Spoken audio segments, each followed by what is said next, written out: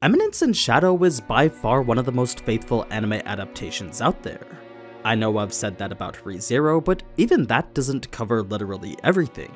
I mean, where even the best isekai cover 2 to 3 chapters every episode, Eminence in Shadow takes its time with just one. It's very rare entire scenes are skipped, and the anime even goes so far as to add its own original content to flesh things out further. So, what can you expect from a cut content series like this?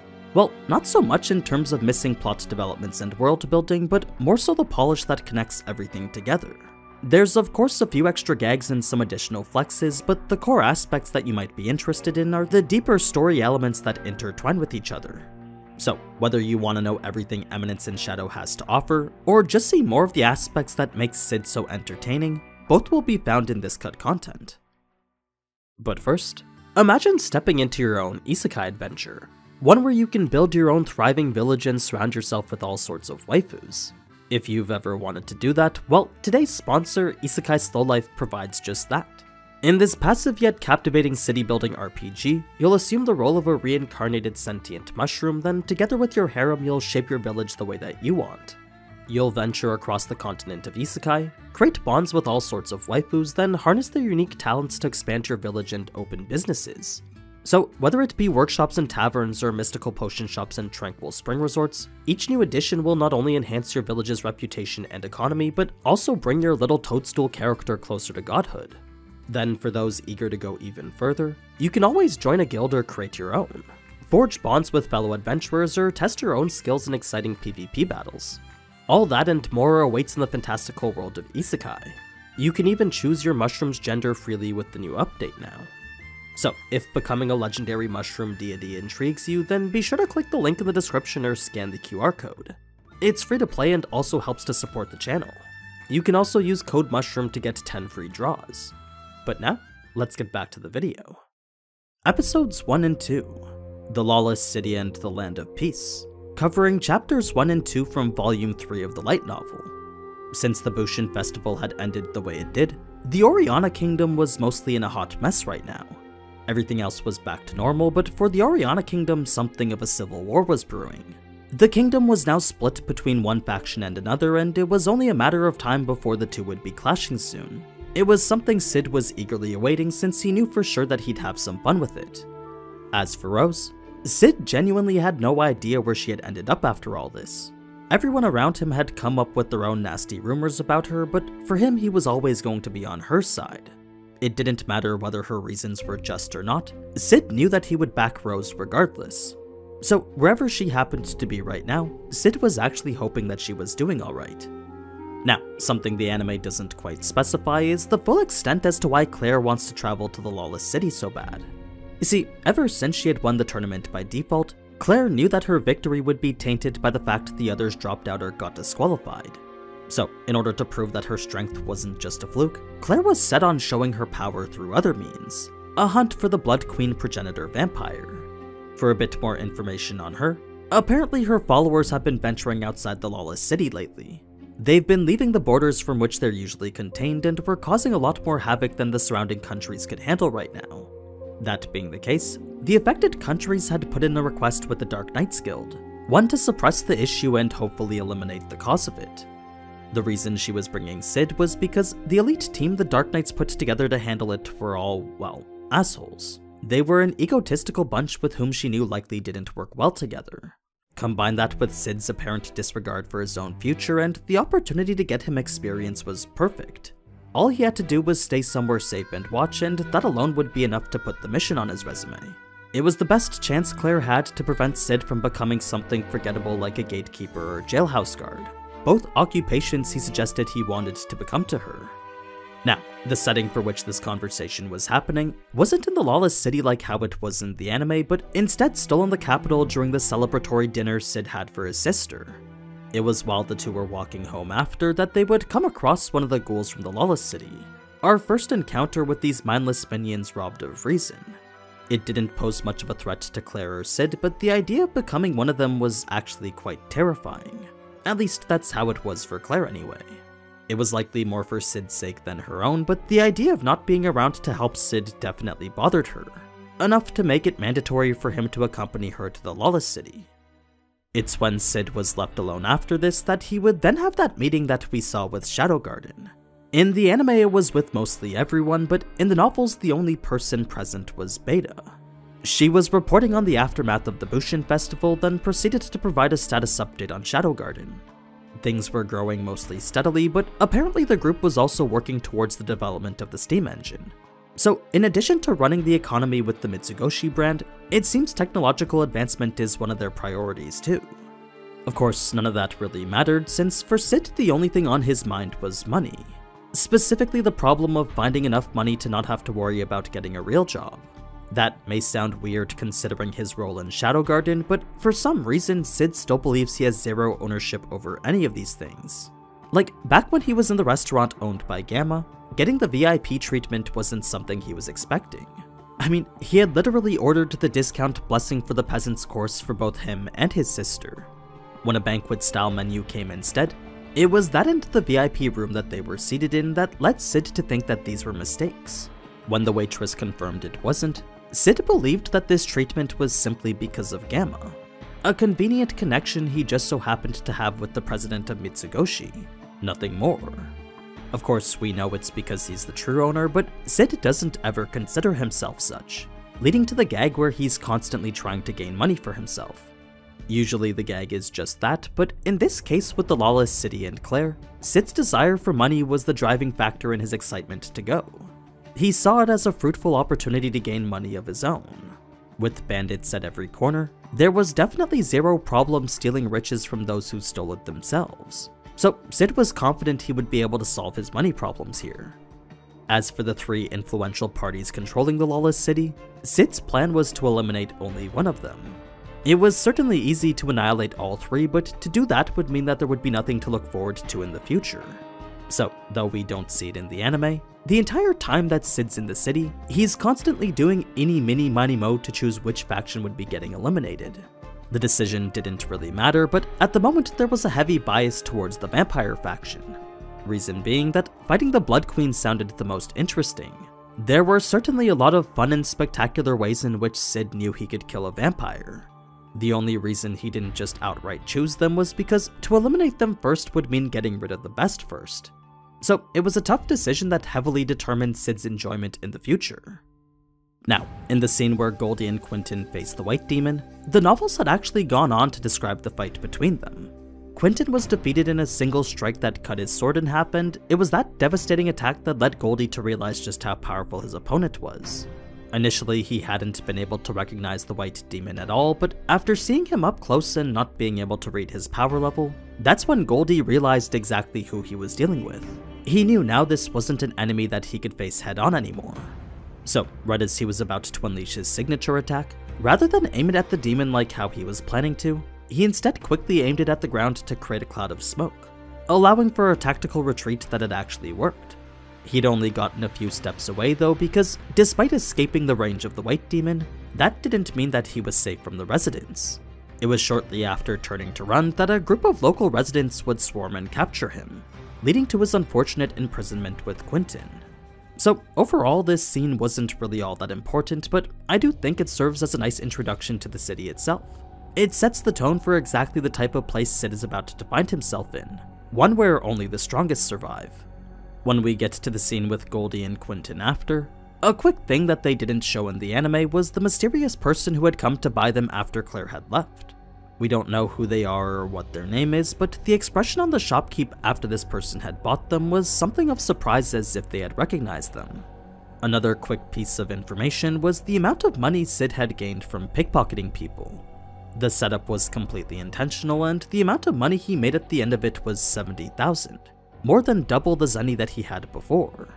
Remember, if someone was willing to steal from him, Cid had no problem stealing back. Consider it the fair play of revenge.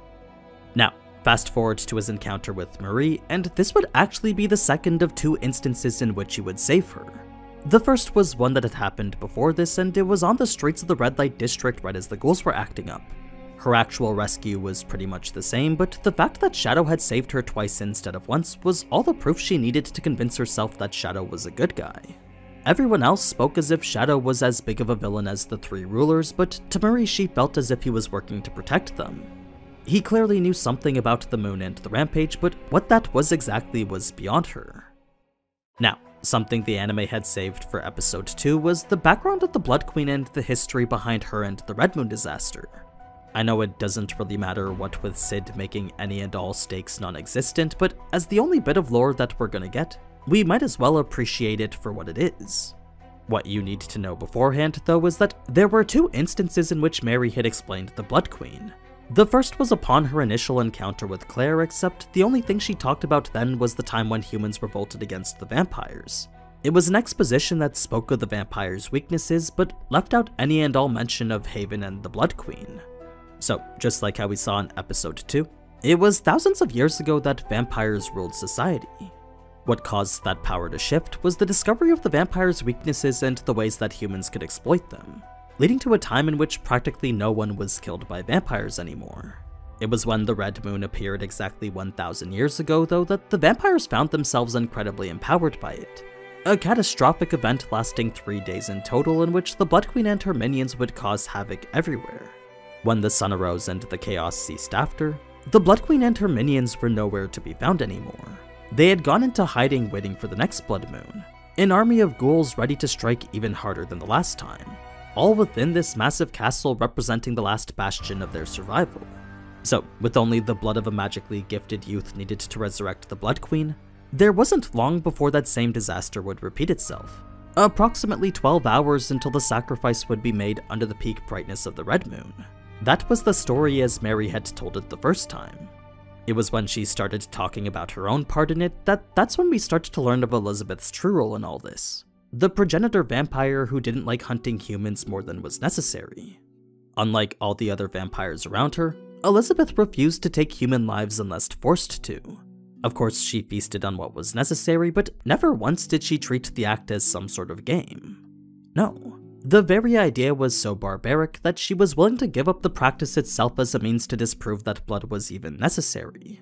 The movement she led was successful for those who were lesser vampires, but as a progenitor whose thirst for blood was dozens of times stronger, the pain of not having any was like chopping her own arm off. That was the feeling Elizabeth would endure day in and day out, all in hopes of maintaining this peaceful society. A haven, if you will. So, with this being the only place that vampires and humans could coexist, it was only natural the vampires being hunted would flee to her in hopes of being protected by her. I mean, this was a time when everywhere outside the haven was a hunting ground for humans to execute vampires in. So, while some vampires weren't as open-minded as Elizabeth, with the only 2 options being to cooperate or get exiled into a world of vampire hunters, the obvious choice to live was to cooperate, leading to the haven becoming this growing population in which the land would prosper.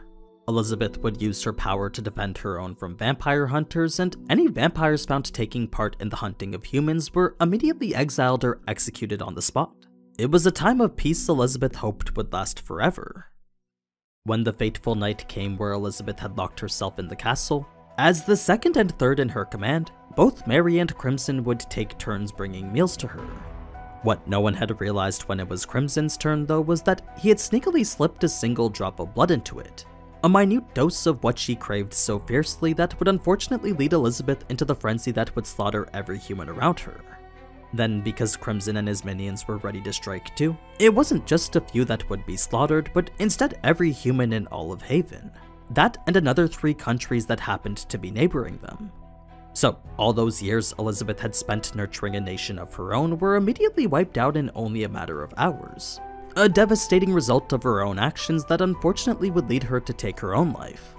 The reason she didn't disintegrate like all the other vampires, though, wasn't because she was different as a progenitor, but was instead because she had actually missed. You see, rather than hit her vitals like how she was intending, Elizabeth was centimeters off, only making her seem like she was dead. Her heart was stopped and lungs no longer breathing, but if any blood was to be put into her mouth, Elizabeth was sure to be revived instantly. If the sword was pushed ever so slightly to the side though, Elizabeth would turn to ash just as quickly. So, despite this choice resting in Mary's hands, unfortunately she couldn't bring herself to choose either option.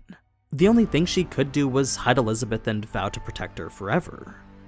Fast forward to a few years after that, and that's when Crimson would strike to take Elizabeth back from her, bringing us up to speed on the entire story with the Blood Queen.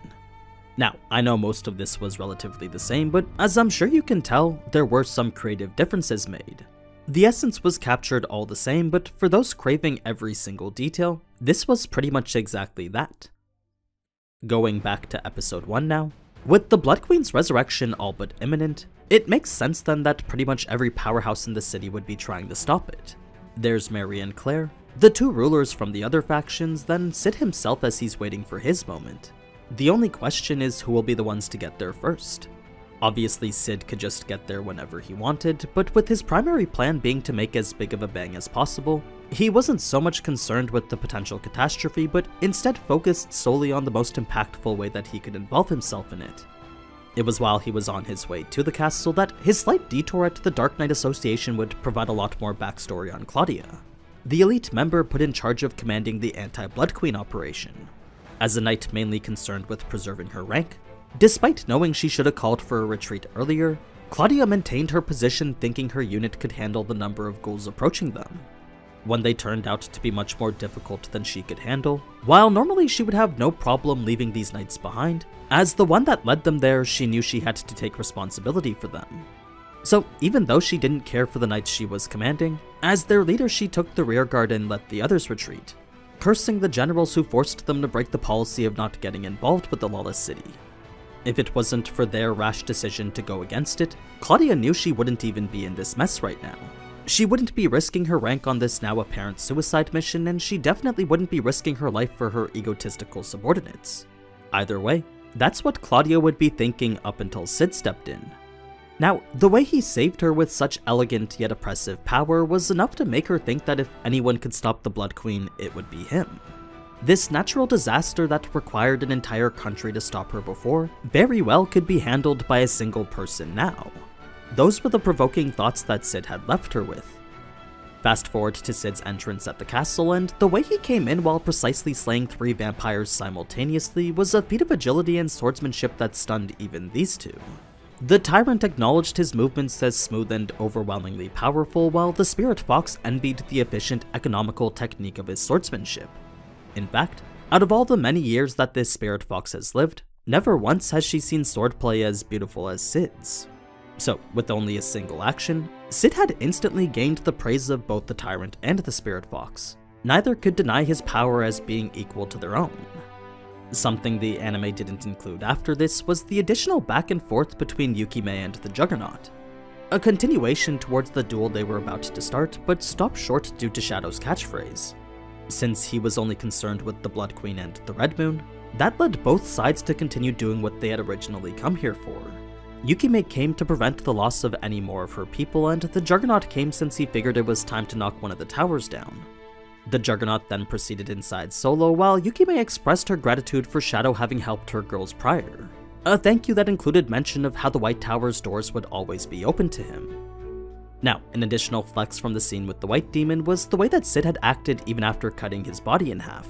You see, before the White Demon's upper torso could even touch the ground, Cid had already planted his feet on the walls and started running up the side of the castle.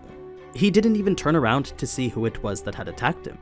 The White Demon thought Cid would have just walked straight through the entrance, but the way he scaled the wall then punched a hole right into the treasury was a feat just as amazing as it was absurd. All of which happened before the White Demon could even realize that he was dead. When we get to the scene with Claire and Mary in the library, to clarify quickly on what Beta was researching, her theory was that the blood of the possessed and the blood of the progenitors all came from the same origin. To her, they seemed like they were one and the same, and the only reason they split was because of a divergent strain from one person's genetics to another. That's the most straightforward explanation that I could make of it. For a quick little addition to Rose's character, apparently her place in Shadow Garden was quite promising. Not only did Lambda speak highly of her skills, but Alpha also had incredibly high expectations for her. So, for her to lose her cool and act the way that she did, well, that was quite the disappointment that would serve as a mark against her. Now, other than a little bit of extra action regarding the Juggernaut, there isn't really much else to cover here. So, with that being more like additional content rather than cut content, I do hope this video was still just as interesting.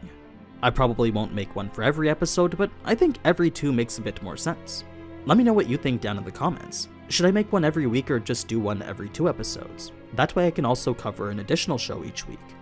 But anyway, As always, thank you so much for watching, and if you enjoyed this type of anime content, then you already know what to do. So, until next time, ciao!